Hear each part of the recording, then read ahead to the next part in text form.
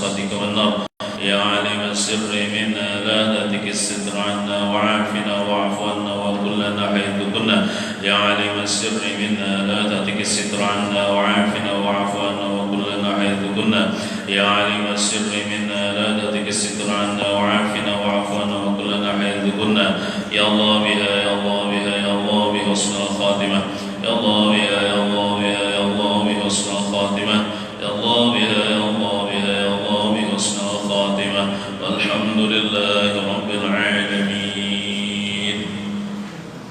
إلى حضرة النبي المصطفى رسول الله صلى الله عليه وسلم وعلى آله وأصحابه وأزواجه وذريته ولكافة الأنبياء والمرسلين ولجميع الأولياء والشهداء والصالحين وإلى أرواح جميع مشايخنا ومعلمنا ولجميع المسلمين والمسلمات والمؤمنين خصوصا إلى روح العالم العلامة العارف بالله الشيخ محمد زين بن عبد الغني البنجري رحمه الله تعالى شيء إلا لهم الفاتحة.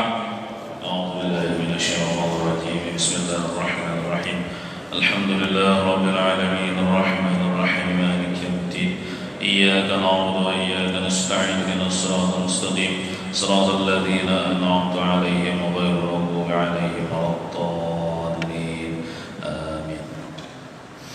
أعوذ بالله من الشيطان الرجيم بسم الله الرحمن الرحيم الحمد لله رب العالمين اللهم صل وسلم على سيدنا محمد الدر الأزهر والياقوت الأحمر ونور الأظهر والسر الأكبر وعلى آله وصحبه أجمعين أما بعد سبحانك لا علم لنا إلا ما علمتنا إنك أنت العليم الحكيم ولا حول ولا قوة إلا بالله العلي العظيم رب اشرح لي صدري ويسر لي أمري واحلل عقدة من لساني يفقهوا قولي.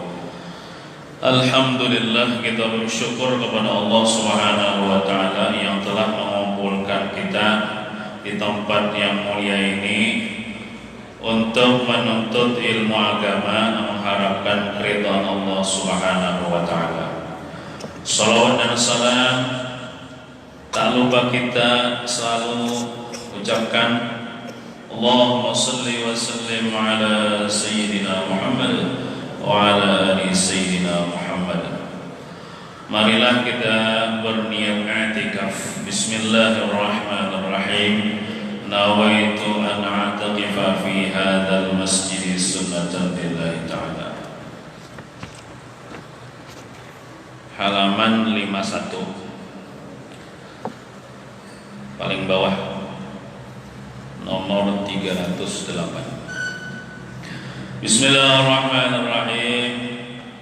Wa qala Syekhuna Syekh Muhammad Zaini bin Abdul Ghani rahimahullah ta'ala, apabila ilmu, maksudnya ilmu agama, apabila ilmu diangkat dari rumah tangga, maka rumah tangga itu gelap gulita pada pandangan malaikat. Dan apabila ada orang alim di dalam rumah tangga, maka rumah tangga itu terang benderang. Jadi ujusirin apabila ilmu agama diangkat dari dalam rumah tangga, entah orang nambah ilmu di rumah tangga itu meninggal kan misalnya, ya Allah, biasanya abahnya ya Allah alim, meninggalnya abahnya, tinggal mamanya aja lagi hidup anaknya, sedangkan mamanya abahnya ada alim, ya Allah, maka ilmu itu diangkat seiring meninggalnya orang alim itu. Atau misalnya di rumah tangga itu kadang-kadang ilmunya, ya Allah, maksud diangkat situ kadang-kadang ilmunya gara-gara kadang menuntut ilmu, sekeluargaan kadang tahu ilmu agama. Nah, jadi kita misalnya, Allah, sebagai laki-laki, sebagai suami kadang ilmu nih, bini misalnya kada ilmu juga. Jangan sampai anak kita kada ilmu juga. Berpikir-pikir memasukkan anak ke sekolah agama atau disuruh anak belajar tolak ke majlis ilmu agama. Nah, karena Jelsidin rumah tangga itu gelap gulita. Maksud gelap gulita itu gelap dari cahaya petunjuk. Lamun lampu neon banyak kayak bang di rumah saya nyarak kayak. Maksud itu gelap gulita dari cahaya petunjuk. Karena al-ilmu nurun. Ilmu itu cahaya. Wal jahlu zulmatun. Jahil atau bungol dalam ilmu agama itu gelap. Nah, jadi lamun orang berilmu dia ada petunjuk, ada penerang sehingga nang digawinya hari-hari itu insyaallah kada salah. Karena ada penerangnya yaitu ilmu. Tapi kalau kada berilmu, jahil, insyaallah nang digawinya tuh banyak salah pada bujurnya. Nah, ibaratnya tuh kada diisi lentera, kada diisi cahaya, berjalan di jalan di situ ada lubang diranjah terus. Artinya orang kada berilmu tuh rancak tak gawe nang haram. Nah, rancak tak gawe nang salah. Gitu. Tapi kalau ada ilmu kan nyaman bisa membedakan nang mana nang baik, nang mana nang kada baik. Nah, gitu. Pada pandangan malaikat. Nah, dan halaman 52 sambungannya, apabila ada orang alim di dalam rumah tangga walaupun saigong. Jadi untung mana rumah tangga itu kalau ada orang alim. Nah, maka rumah tangga itu terang benderang. Walaupun misalnya bisi lampu duduk kayak misalnya kan diisi listrik ya Allah, tapi misalnya terang benderang dengan cahaya petunjuk. Gitu. Nah, jadi jangan sampai kita tuh bungol. Kita memang dilahirkan bungol, jahil. Kullu mauludin la yuladu aliman. Setiap orang yang lahir itu pada datang dilahirkan langsung alim. Imam Syafi'i gini sedih menuntut ilmu. Datuk Kalampayan pun sedih menuntut ilmu. Nah, ada niat menuntut ilmu termasuk niat akhirat jawab lah. Sahaja menuntut ilmu jam untuk menutupi kejahilan. Bukan menghilangkan kejahilan, karena hakikatnya kita ni jahil. Nang alim Allah Ta'ala aja sorongan. Cuman ditutupi kejahilan itu dengan ilmu. Ilmu itu dicari. Kita ada kenalah itu nah lihat kalam ke 318 tuh kena al-ilmu yuqta la wala ya'ti ya.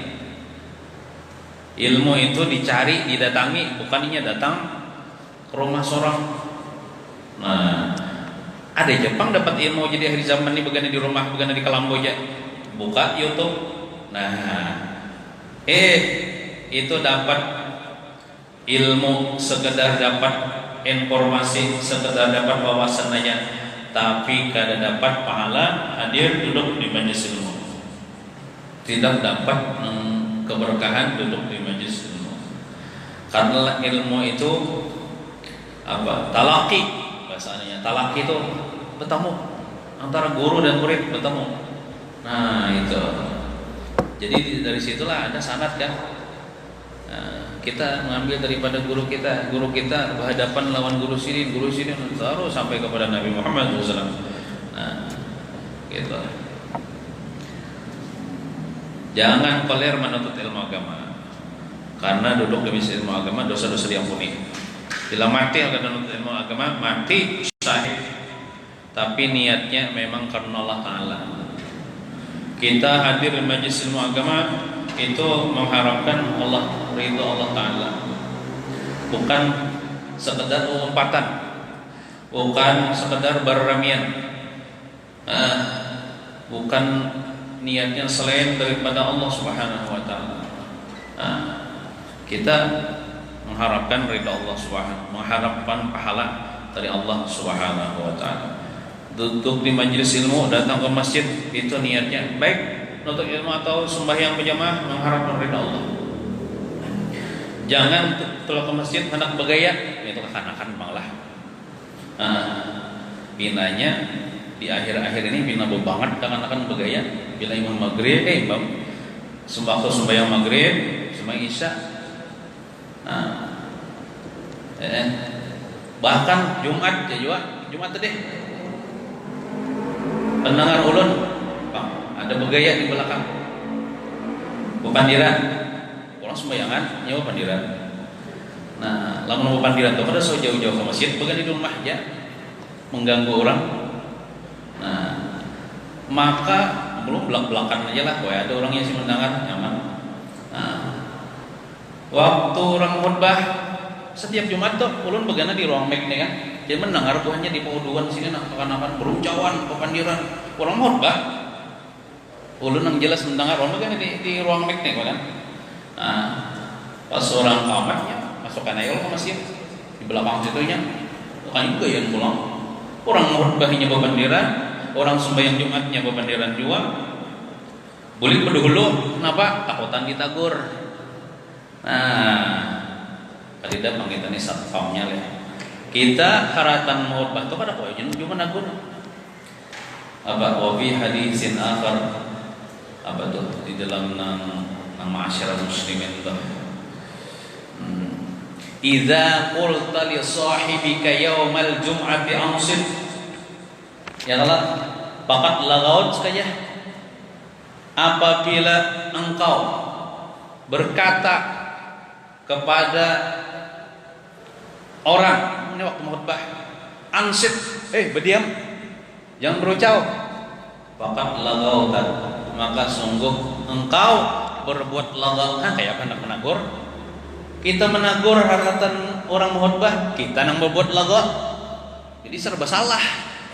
Ditagur berucapnya, bu banget. Ditagur seorang pulang kada dapat pahala Jumat. Nah, ya apa nih itu perlu dipikirkan lah. Kalau dipikirkan maka kita nih ulun aja bang lah merasa terganggu. Jadi imam tuh terganggu bila ada nang bepandir, maksudnya bepandir dunia lah, bacaan tuh kan apa ya Allah. Kita bepandir ya kalau baca Fatihah, maksudnya bepandir berucap kena. Nah, maka saban maghrib ada tuh nang berucap.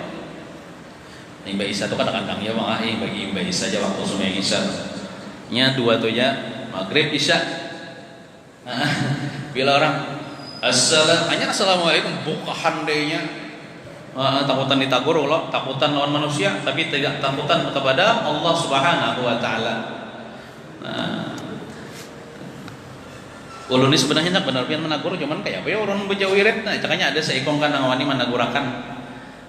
Atau misalnya basilah ada sembahyang satu mat menjagiakan di belakang. Bapak halah menjagiakan tuh supaya orang tenang beribadah.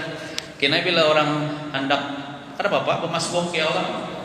Kena bila orang hendak tuntung dah sarakat lagi ayo hapian bompat ya Allah. Tinggal setemat semakin bompat kena. Menjaga iakan padangan orang sembahyang tuh jangan ada nang ribut. Orang kesini hendak beribadah. Jangan hendak bergaya. Siapa aja boleh ke masjid, siapa aja boleh, tapi jangan mengganggu orang beribadah. Gitu. Kan bepandir silahkan jangan berbunyi. Tadi dah bang nya. Sebenarnya kita kayak itu juga bang ya Allah. Kita mengaku kita pernah juga kayak itu tapi itu kita mengaku kita salah. Kalau ditagur orang tuh wajar. Nah, ada pulang misalnya generasi penerus yang kayak itu kita takur, kita ya udah ya Allah jangan lagi, jangan tak ulang lagi. Nah, kemudian apa deh kalam yang ke 309 tidak bisa meninggalkan akan dosa tanpa mengetahui akan dosa itu. Nah, artinya berilmu juga dah, menuntut ilmu agama, mengaji tentang bahaya dosa. Oh, dosa ini panganannya dosa nah. Termasuk dosa apa? Begaya di masjid mengganggu orang. Oh, dosa pang nih mendengar malam Sabtu nih orang madahakan udah boleh. Nah, tahu dah. Kau ay meninggalkan kan? Amun kada tahu dikiranya boleh aja kalau begaya di masjid. Nah, dikiranya boleh aja, dikiranya kada berdosa, mengganggu orang toh.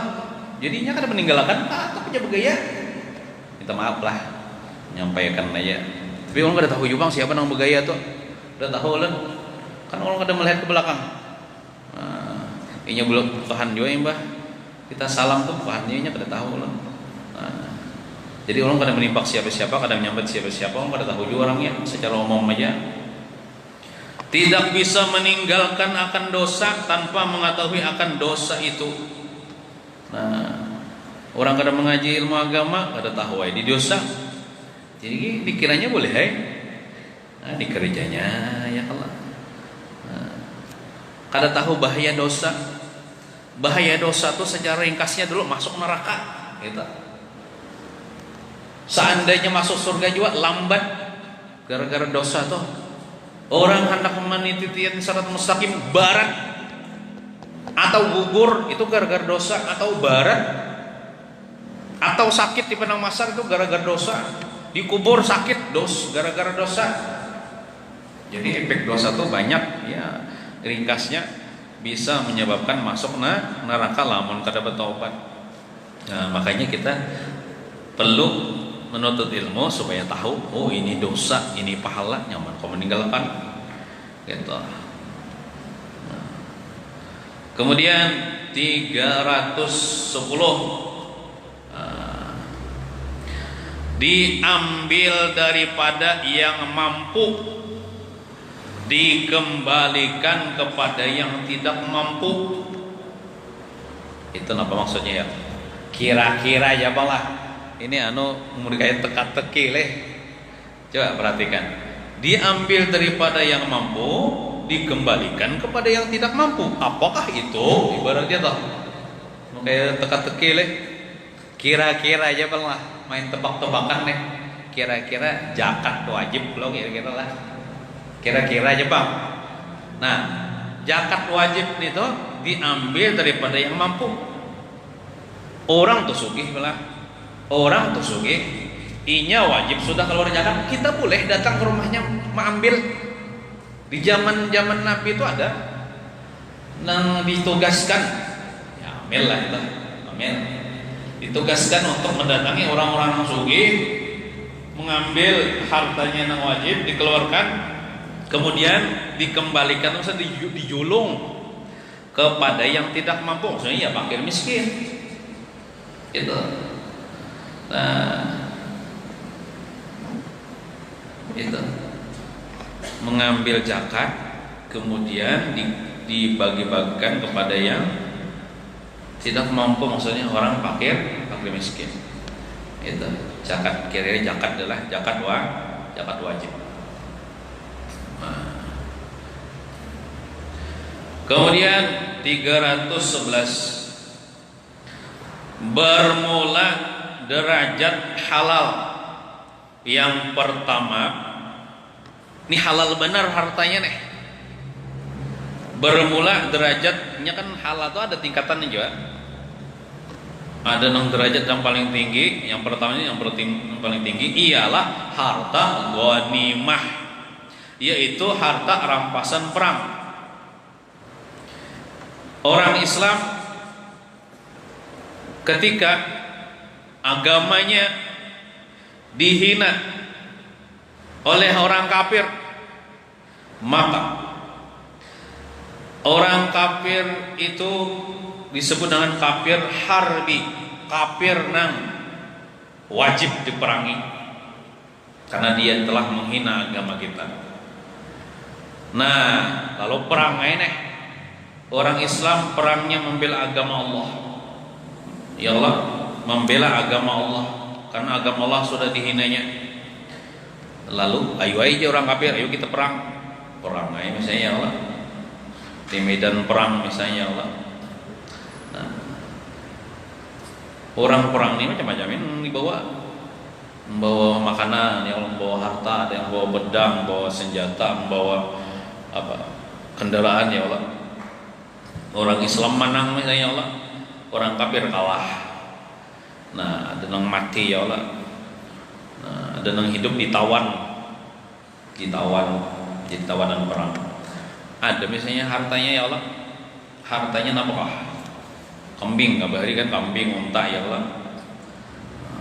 Senjata misalnya, kendaraan, itu halal diambil oleh orang Islam.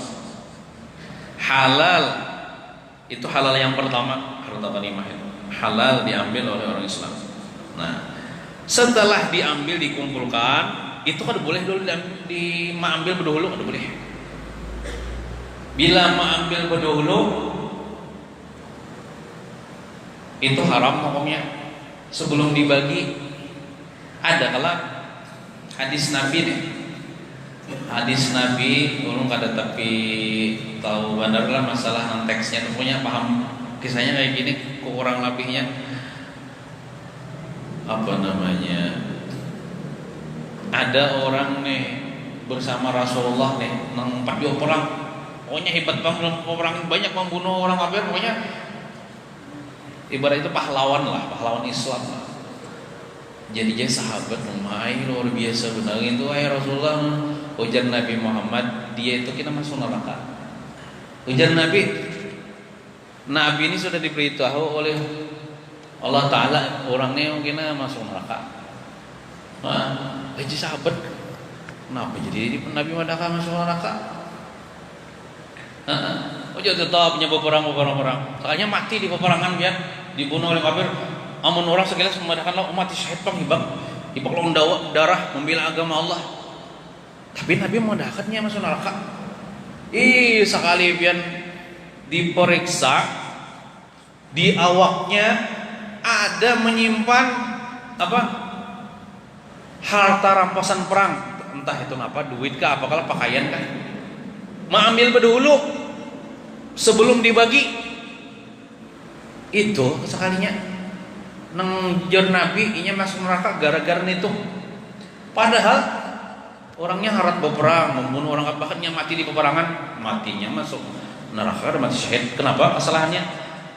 Mengambil berdahulu belum berbagi.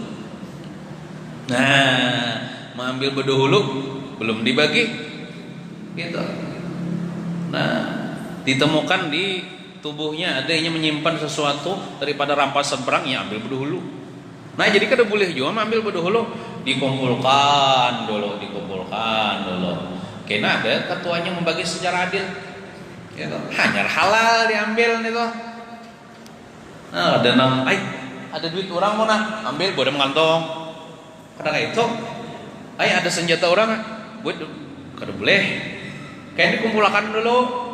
Ini dibagi secara adil, itu baru halal.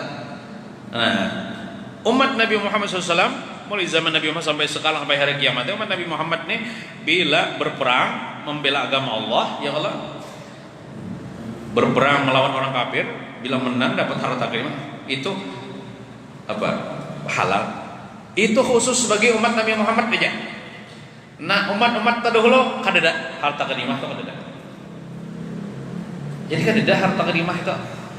Maksudnya tuh kada halal. Kalau di zaman bahari, anggaplah umat Nabi Musa berperang. Ada misalnya harta musuh, ya Allah, dikumpulkan. Karena ada api datang dari langit menyambar. Langsung hilang harta ghanimahnya. Nah, gitu kan dia membawa hormah. Nah, api datang, di sumbernya harta ghanimahnya itu hilang, dimakan oleh api datang dari langit. Kalau umat Nabi Muhammad ini, itu harta ghanimah itu bolehnya halal baginya, cuman setelah dibagi-bagi secara adil. Gitu. Termasuk ini misalnya bini musuh jadikan budak pang bahari kan. Tapi terserah, misalnya Nabi merdekakannya kan. Misalnya kita berperang dengan orang kafir, ya perang bahari itu ya sebulan, 2 bulan, 3 bulan pulang. Jadi membawa bini misalnya ya Allah. Lakinya mati ya di peperangan ya Allah. Siapa bininya nampunnya? Menang ampunnya. Kaum muslimin misalnya, boleh ambil berbagi nak. Berbagi siapa nang patut dijologi. Nah, jadi budak. Nah, kalau tidak salah ada di antara bini Nabi itu nang asalnya jadi tawanan perang, namanya Sofiyah binti Huyai kan kalau tidak salah. Nah itu perempuan Yahudi, bungas orangnya. Kan Sidin perang dengan orang Yahudi, kalah orang Yahudi. Ada perempuan Yahudi yang diserahkan kepada Nabi, namanya Sofiyah binti Huyai. Tapi Nabi memperlakukan dengan baik, dengan akhlak Nabi, sehingga dia tahu entah jadi budak atau jadi tawanan perang kah. Habis itu di Nabi kalau jadi budak kan diperintahkan Nabi, lalu Islamnya jadi bini Nabi. Nah, jadi ada gitu. Dan derajat halal yang kedua ialah hasil perburuan, berburu di hutan. Misalnya kalau sekarang menembak binjangan kan. Tapi binjangan yang liar lah, bukan binjangan orang misalnya ya Allah di kandang lo ditembak ya jangan. Atau ayam boleh, ayam hutan, ayam liar ya Allah di dalam punnya berburu. Kalau bahari pakai tombak kan, pakai tepanah. Sekarang pakai pistol ya Allah, senapang angin kan. Nah itu di hutan berburu. Jangan berburu di kampung lah. Ayam murang ditimbaki, yang ada ampunnya maksudnya. Ini maksudnya kadidana ampunnya misalnya. Ya Allah, kadidana miliknya. Nah sebaratana ampun Allah Taala apa hakikatnya ya Allah.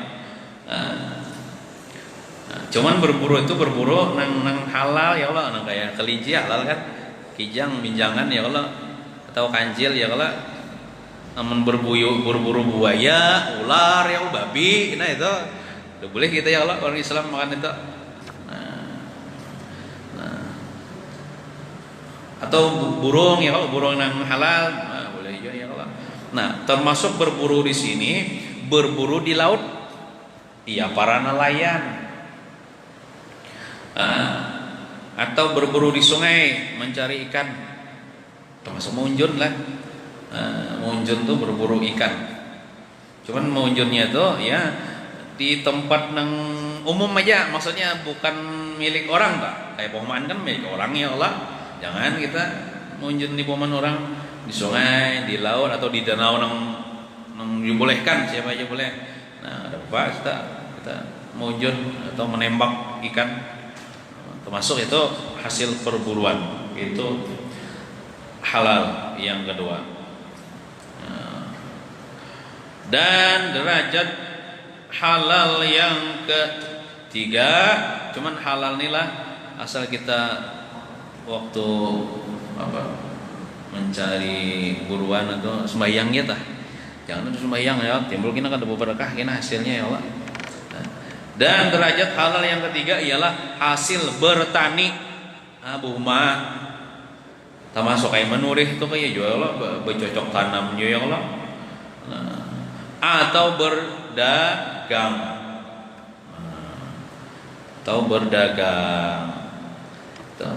Tentunya dengan cara-cara yang dibenarkan dalam agama. Lamun berdagang mendustai ya Allah, itu haram hasilnya, mengurangi takaran timbangan misalnya ya Allah.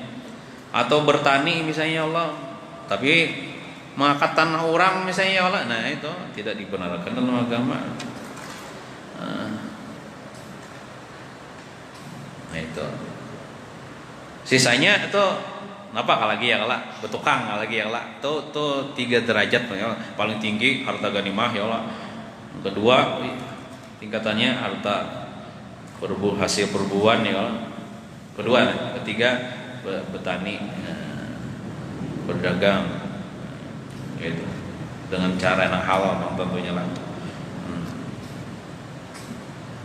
Kemudian 312, seluruh perintah agama adalah rahmat.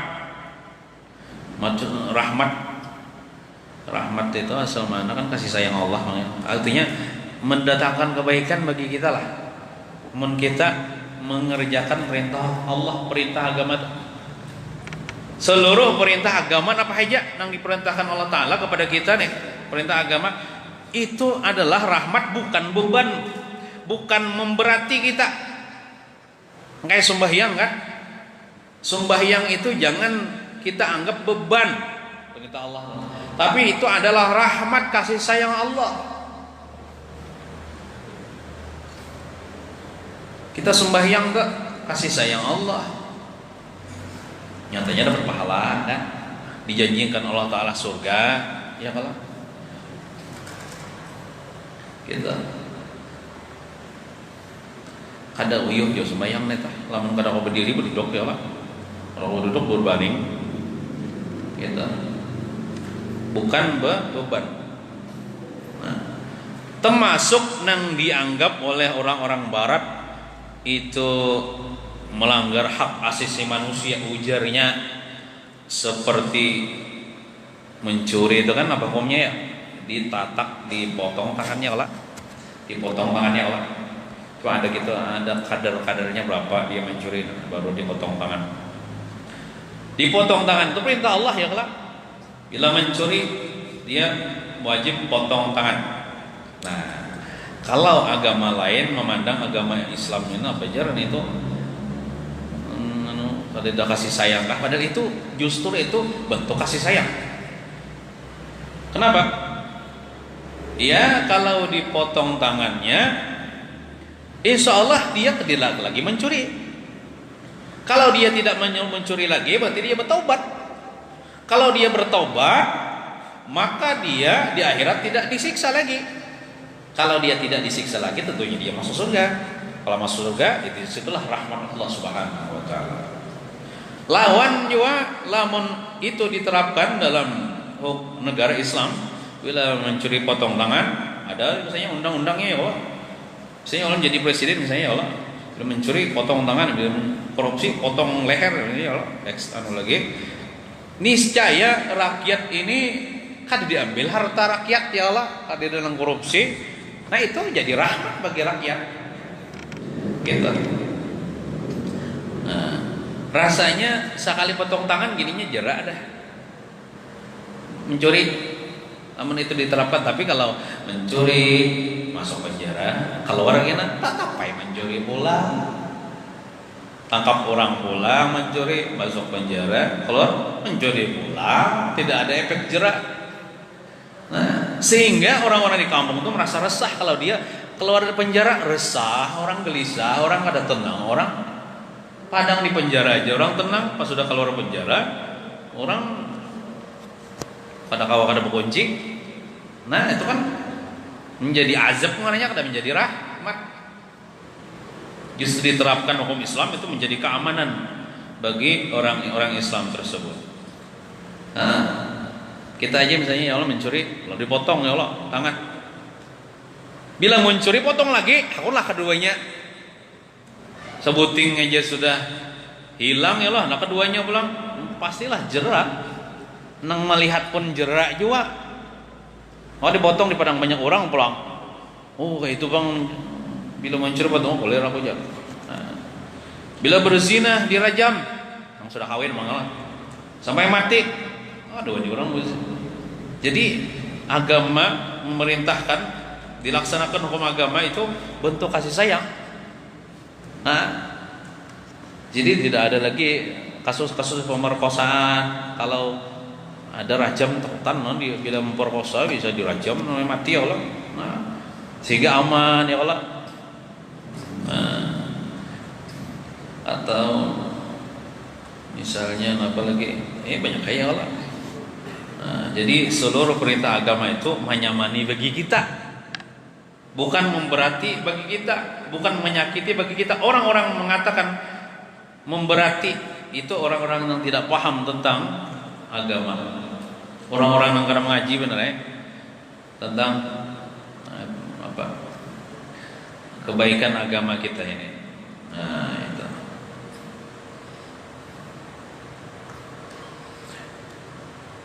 Setiap perintah syariat hukumnya rahmat. Ya orang lebih lah. Alam 313. Setiap perintah syariat ya perintah agama hukumnya rahmat. Artinya menyamani lamun digawe. Lamun kada digawe ya mengalihi kita.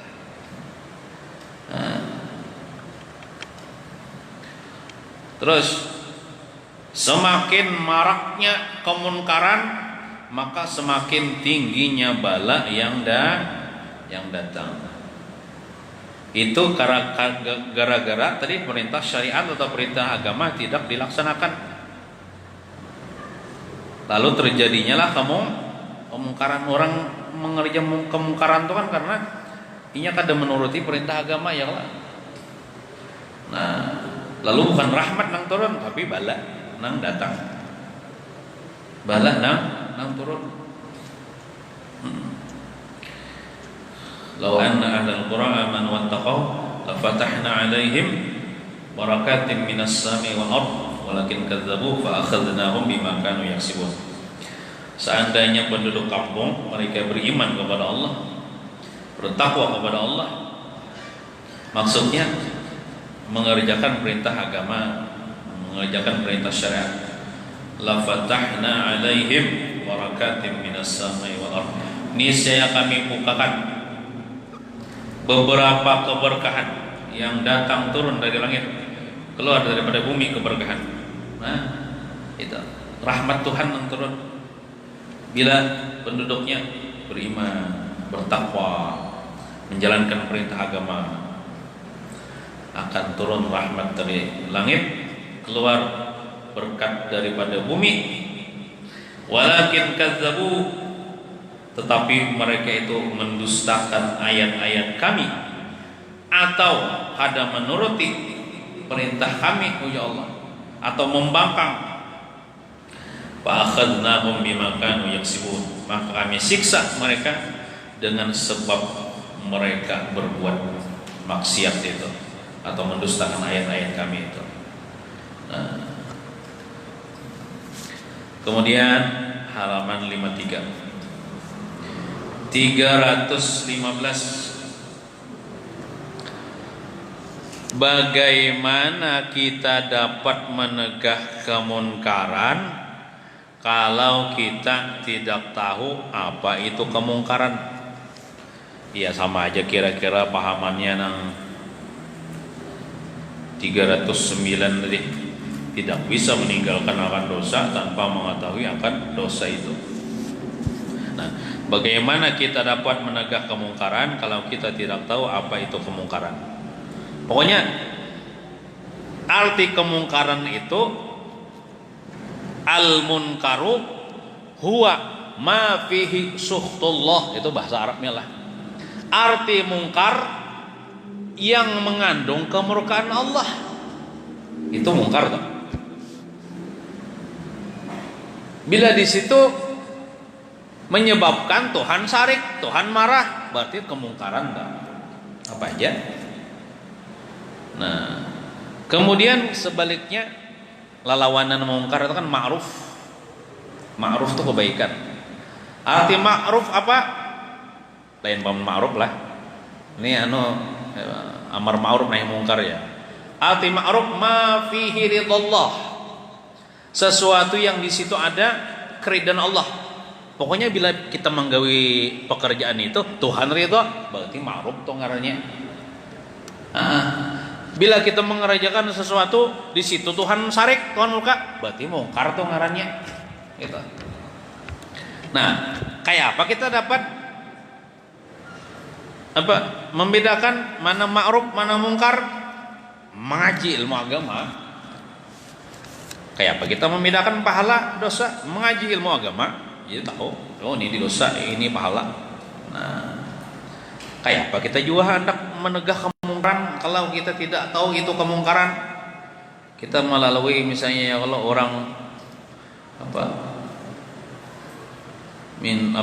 ya berbuat maksiat lah, dikira kita boleh ya lo itu ada apa? Nah, jadi kita ada gelisah ya lah.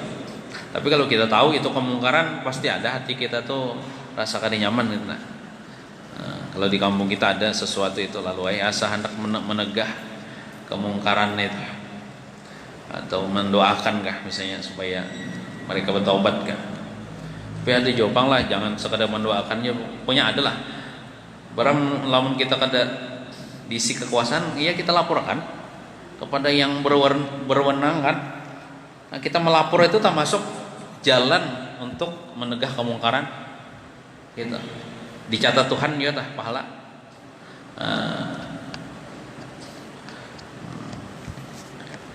Makanya orang-orang yang punya wewenang itu seharusnya orang-orang yang ya pedulilah tentang agama ini. Lamun kada peduli dengan agama, ya lihat kemungkaran, hendak menegah, dijolongi buahnya duit. Nah, kada jadi menegah, disuap orang, tata perjalanan kemungkaran. Akhirnya ini turun bala. Nah. Kemudian 316, kullu lahmin nabata min haramin pannaru aula bihi. Kullu lahmin, ada aja artinya deh. Tiap-tiap daging. Kullu ujar guru sekompol lah. Panasin bocap. Al kullu yadullu alal majmu'. Kalimat kullu itu menunjukkan keseluruhan. Artinya siapakah orangnya? Ada pandang bulu. Orang awam kah? Orang alim kah? Habib kah? Ada habib kah? Bila tamakan nang haram, taminum nang haram, neraka isidin. Ujur sombol nih. Nah, tiap-tiap daging siapa aja yang tumbuh daripada makanan. Kan kita nih kalau makan ya Allah, lo tumbuh hai pertumbuhan kita nih. Hakikatnya Tuhan mah ya Allah menjadikan pertumbuhan kita, cuman kan sebabnya kan kita makan minum ya Allah. Cuman daripada makanan dan minuman yang haram, maka nerakalah tempatnya. Ini cak benar sini sampaikan ya Allah. Nerakalah tempatnya. Karena api neraka itu inya menjilati, memakani nang haram-haram aja. Nang halalnya dah pun. Nah halal ada apa?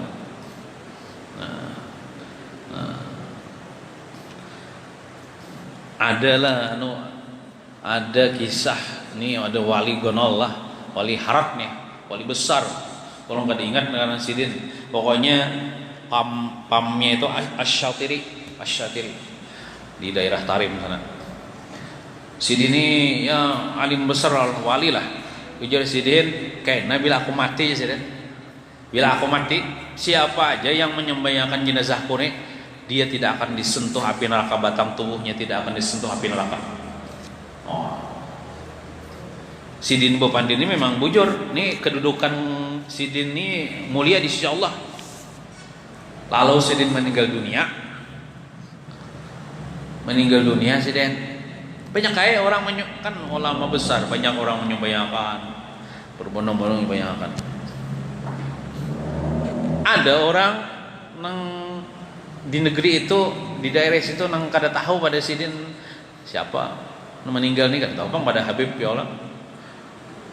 Inya nih datang di pasar nukar daging, anak ke rumah bawa daging sekantongan, daging kambing kah, daging sapi kah.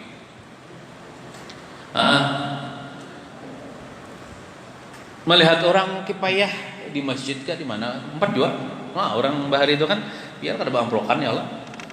Biar kada diundang nih. Asal orang Islam nih meninggalnya 4 jam membayangkan nih. Nah, kita lamun kada diundang asal sopan jar. Umpat ke situ aja seorang kada diundang, kenapa sopan? Di antara hak sesama muslim apabila dia meninggal, maka kita umat membayangkan. Kita pahalanya guna, apalagi no wali nih. Maka walinya pernah berkata, bila aku mati, bila dinyumayakan aku, dia tidak akan disentuh api neraka kena. Si si Fulan gininya kada tahu kadang dengan perkataan wali itu cuma tergerak hatinya hendak nyumayakan yo. 4 teso sembayang kipayah. Allahu Akbar. Allah 4 kali takbir tentong ya. Dah bubar orang. Ada nang 4 yang mengubulakan nih boleh ke rumah. Membawa dagingnya tadi hendak waktu sembayang tadi biarlah. Hendak kada di tempatnya di kapetnya. Kan daging itu asal kada berdarah ya Allah, kada najis tak. Di kapetnya, di ketiaknya. Bayangnya Allah. Atau di kantongnya lah. Di kantong kehalusan kantong di ketiaknya. Nah. Pas balik ke rumah, lalu dagingnya dimasakinya. Lawas sudah kada masak-masak. Dibanamnya kada mau hangit. Napang aja yang ini daging ngapang ini dimasaknya kada mau masak berjam-jam pokoknya kayak apa dengan cara apa aja kada mau masak dagingnya.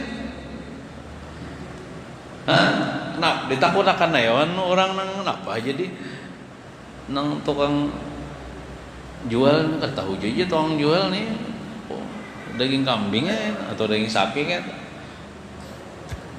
Oh, sekalinya napa? Hanya Raja Sidin mendengar ada jar pernah aja nang pian sumbayang akan itu siapa? Oh, wali jar. Sidin pernah pepandir jar. Siapa nang pernah menyembayangkan aku, maka dia tidak akan disentuh api neraka. Hon, dirinya tak masuk daging nang inya bawa waktu sembayang menyembayangkan mayat itu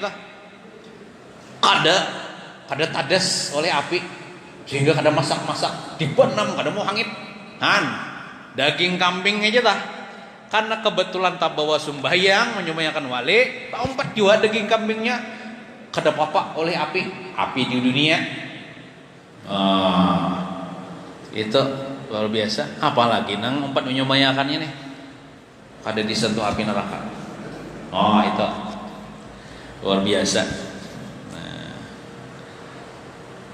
Tapi kalau daging yang tumbuh daripada makanan yang haram, itu bisa dimakan api neraka. Gitu. Kemudian 317 goyang, tahulah goyang, ya bejugit, bejugit, bahasa kitanya nih bejoget. Itu ninja guru sompol lah lain ujar ulun malah. Goyang itu timbul daripada bunyi musik ya Sidin. Jadi waktu Sidin pengajian itu Sidin pernah membacakan kitab namanya kitab Sulamat Taufik. Kitab Sulamat Taufik.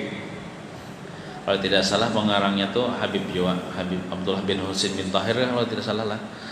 Nah, situ ada membahas masalah musik, alat-alat musik. Nah, jadi alat-alat musik itu di dalam kitab situ malah itu haram hukumnya dimainkan. Nang boleh itu terbang aja sebutin jar. Ya gitar, seruling, gendang, piano, apalagi macam-macamnya di situ haram hukumnya jar. Nah, Sidin bacakan waktu itu pian.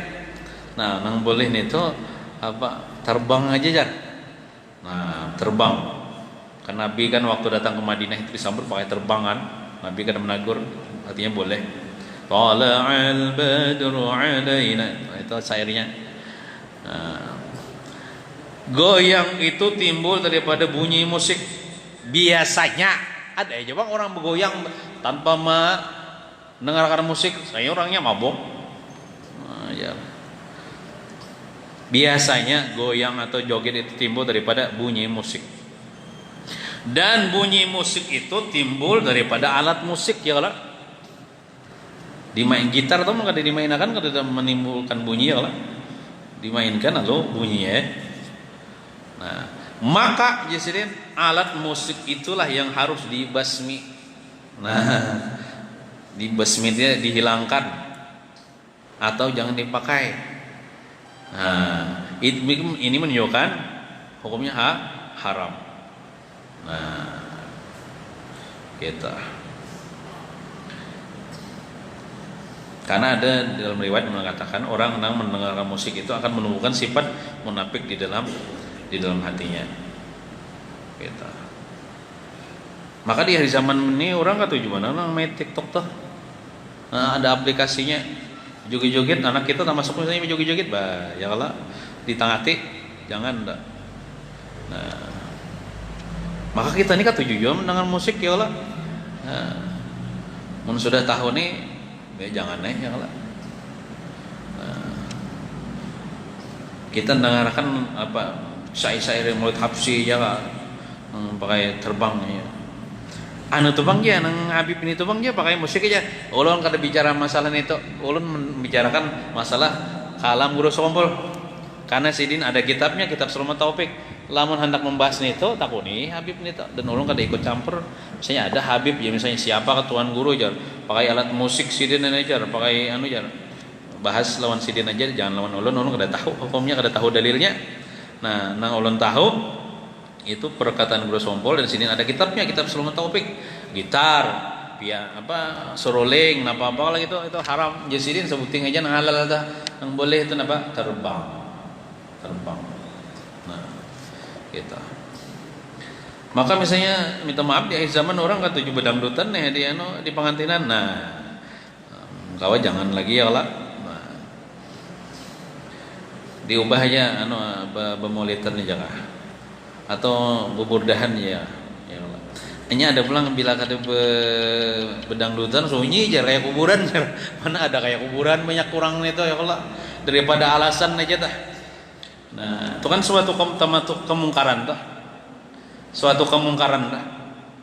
Nah, sesuatu nang situ ada kemurkaan Allah. Maka kita hendak anak kita nang kawin ini kan diberkahi Allah ya Allah, diberkahi rumah tangganya, nyarukun suami istri ya Allah, isi anak zuriat yang soleh-solehah. Mana mungkin suatu ibadah kan nikah itu ibadah ya Allah, kita hendak berkah ibadah itu ya Allah.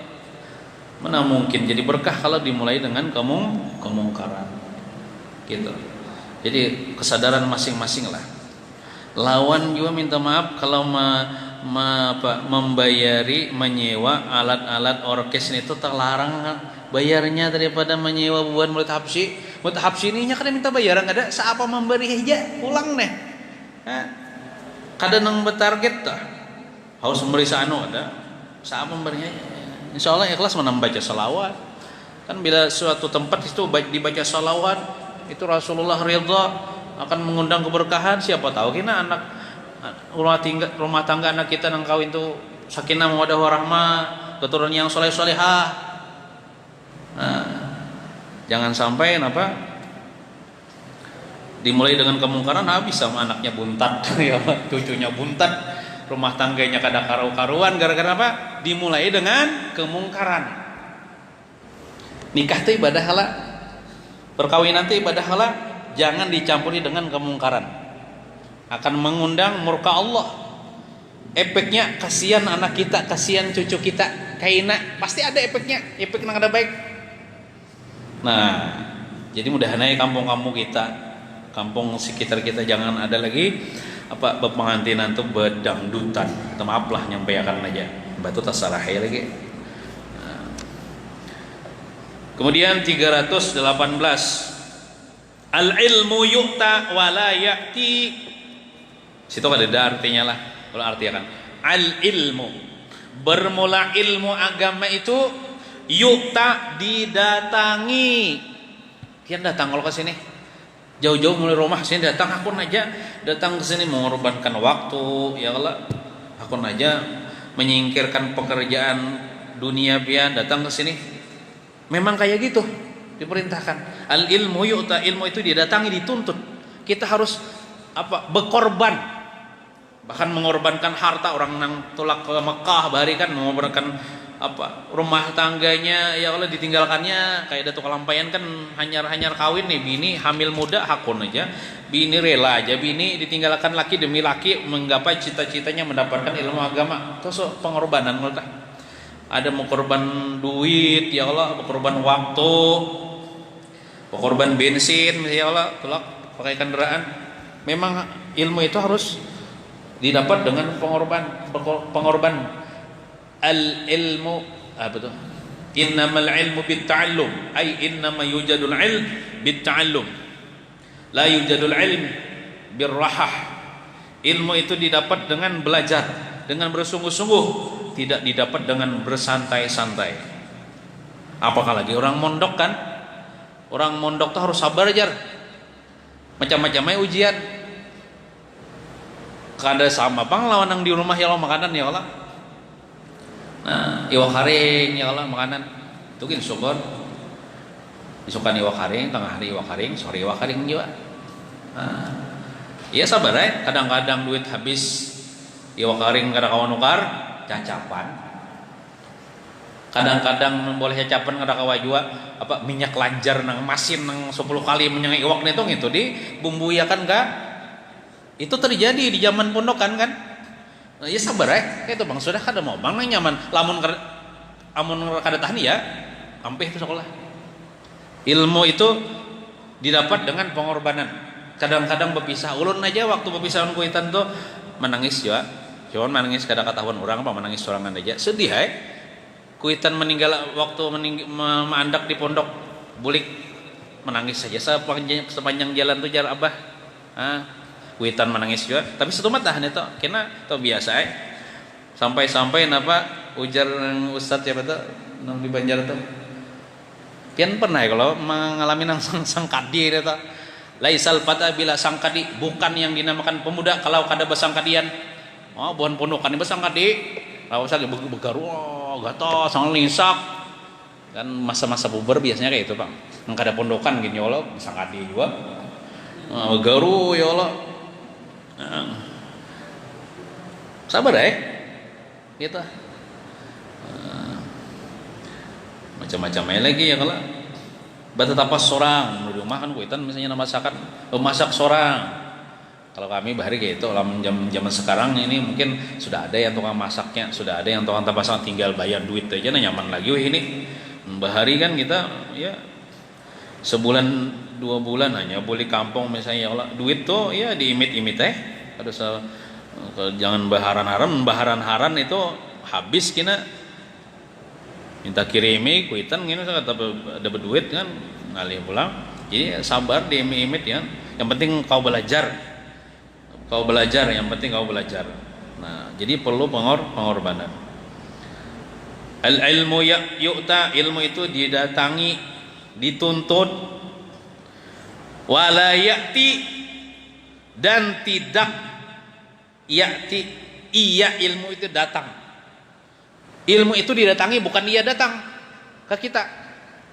Kadang mungkin kita begani di rumah, lalu misalnya gurunya datang ke rumah misalnya, kenyamanan itu adabnya kita yang datang. Kita datang menuntut ilmu ya Allah. Kadang mau bang orang disuruh datang ke rumah seorang ya Allah. Nah, gitu. Al ilmu yu'ta wa la ya'ti. Ilmu itu mulia, kita nang menghinakan diri datang untuk mencari ilmu itu.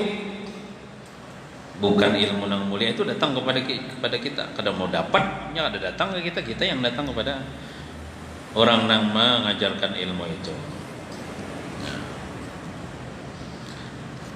Wallahu a'lam bishawab.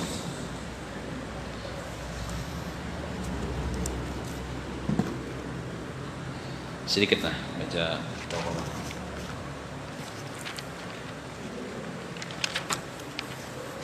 halaman 10.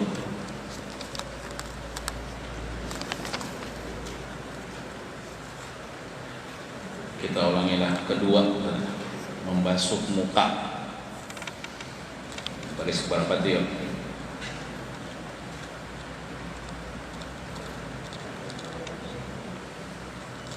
baris ke-16 ya. Tidak salah baris ke-16 ya.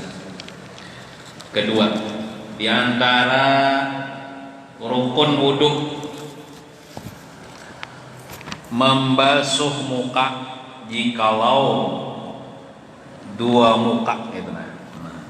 Bismillahirrahmanirrahim. Qala al-musannif rahimahullah taala. Kedua, membasuh muka jikalau dua muka atau tiga atau lebih sekalipun. Misalnya kita bisi muha dua ya Allah, atau muha tiga, basuh kan tiganya.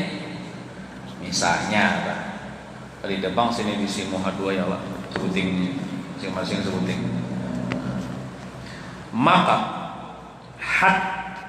had itu batas lah, batasan yang kita basuh daripada muhanya. Maka had bujur itu garis bujur, berarti bujur itu mulai atas ke bawah lah. Nah, maka had bujur muka itu antara tempat rambut kepala yang beradat, maksudnya yang terbiasa, dan kesudahannya di bawah dagu dan di bawah rahang. Nah, ini bagi orang yang kad bersulah lah, kayak ulun nih seolah ada bersulah lah. Jadi kan di sini ujung tempat tumbuh rambut tuh kan, berarti mulai sini nih dihitung nah ukuran wajah tuh sampai ke bawah dagu jar, sinilah, nah, bawah dagu dan di bawah rahang. Ini rahang loh ini, sini ya Allah, di ujung dagu loh. Nah itu kalau panjang dari atas ke bawah tuh kan di situ, naranya wajah lah. Nah kalau dari ada bang lebarnya bang, nah dan had lintang itu melebar, had itu batas, dan had lintang antara dua telinganya, dan nah antara dua telinganya, maksud telinganya ini kalau nih yang titikilan telinga nih nah sampai titikilan telinga kiri. Nah itu apa namanya wajah kan, kalau dari atas ke bawah di sini kan ke dagu, kalau dari samping kanan ke kiri punya dari telinga kanan telinga kiri. Nah itu namanya wajah. Nah itu wajib dibasuh, wajib kena banyu. Dan pelipis itu daripada muka juga. Pelipis itu inilah, yalah pelipis lah. Nah, itu termasuk apa bagian daripada muka juga, artinya wajib juga kena banyu.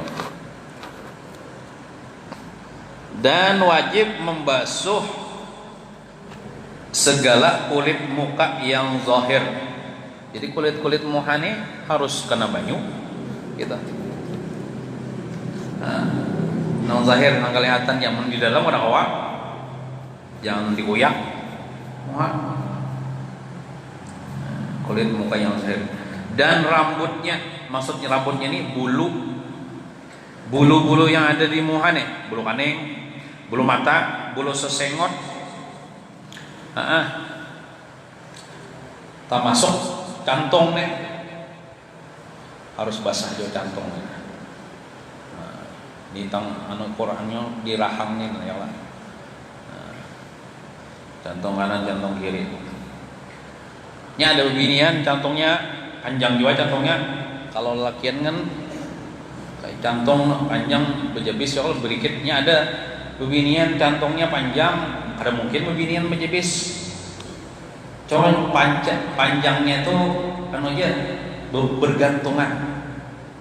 Kada berikat di pipi kada. Sekalinya waktu wudu ya, aja nang kantongnya nih dianukannya sini. Lalu hanya ingin wudu. Wah, itu namanya kada basah, kada sah wudunya. Karena cantungnya itu tumbuh di bagian kepala. Di bagian kepala ya, di bagian muha. Jadi sesuatu apa saja bulu yang tumbuh di bagian muha itu wajib juga basah. Karena air waktu membasuh muka, jangan dilipat. Nak sebelum wudu dilipat, dahulu dilipat, dikaitakan ke telinga.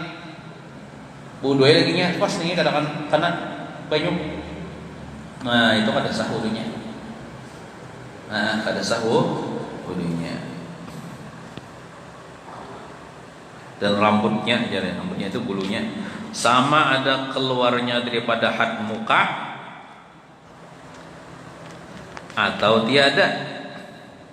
Nih rambut tadi kan, rambut cantung tadi kepanjangan, anggaplah panjangnya sampai ke sini, kan berarti keluar daripada had muka tuh, cuman tumbuhnya di muka juga, di bagian di area muka, termasuk muka orang di sini.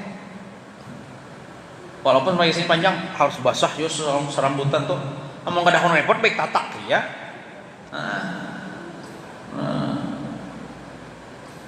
Gitu.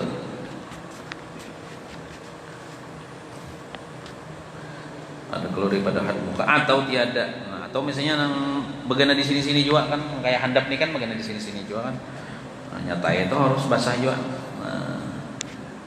Dan romanya bulu roma tuh ya bulu nang halus.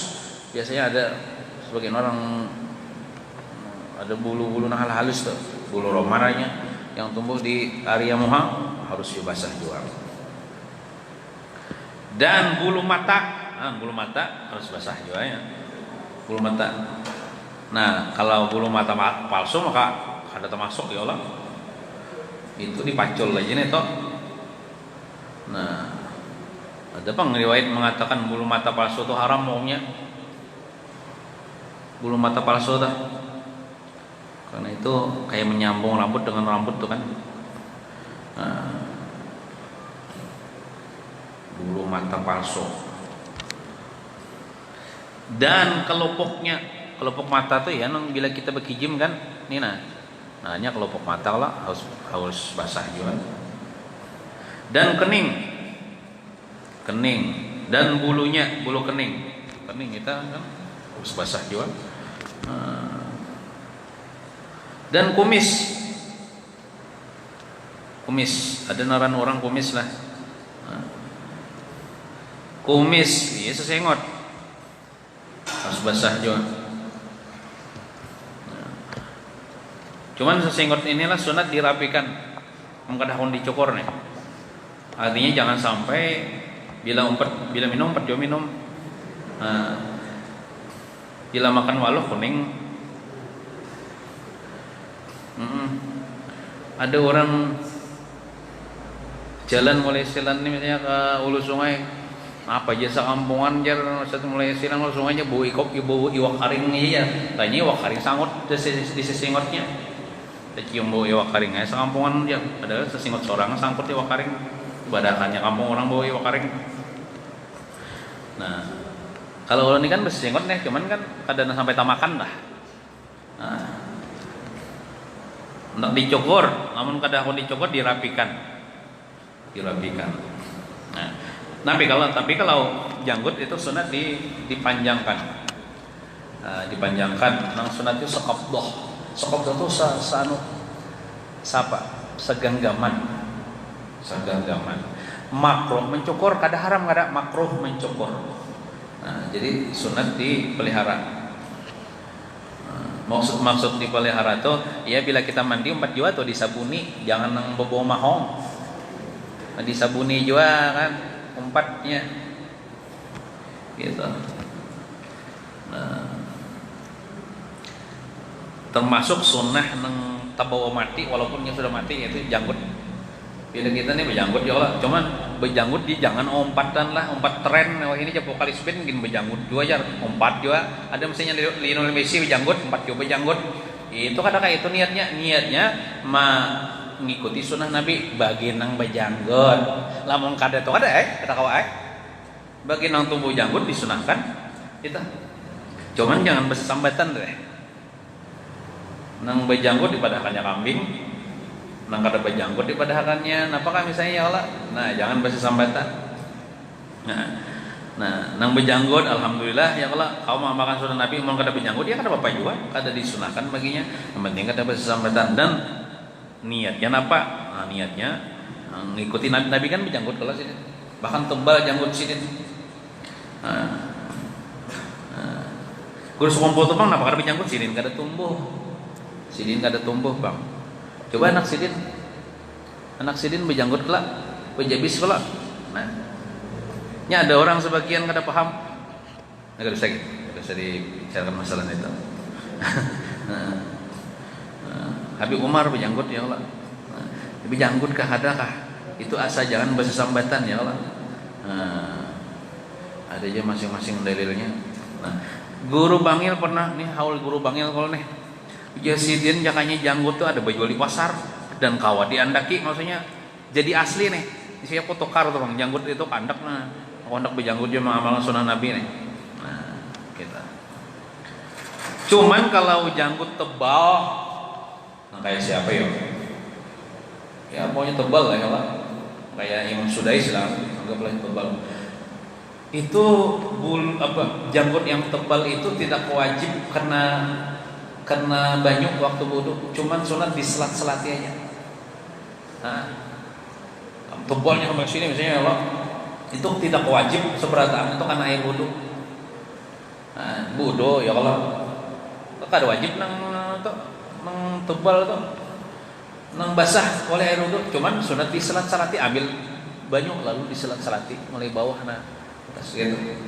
Tapi kalau janggut tipis, misalnya 3 putingannya bisa janggut ya, itu wajib. Nah, ukuran tipis tebal itu kayak apa?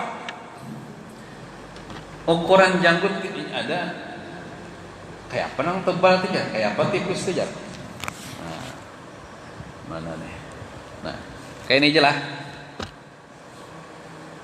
Pian misalnya kalau misalnya janggut isi janggut tebal. Pian lawan ulun jaraknya 1,5 meter lah kira-kira.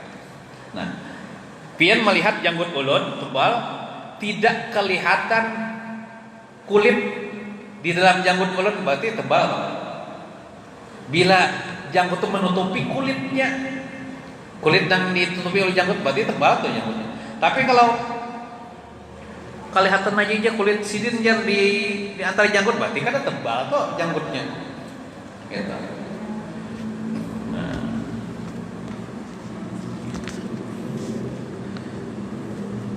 Kemudian kumis misai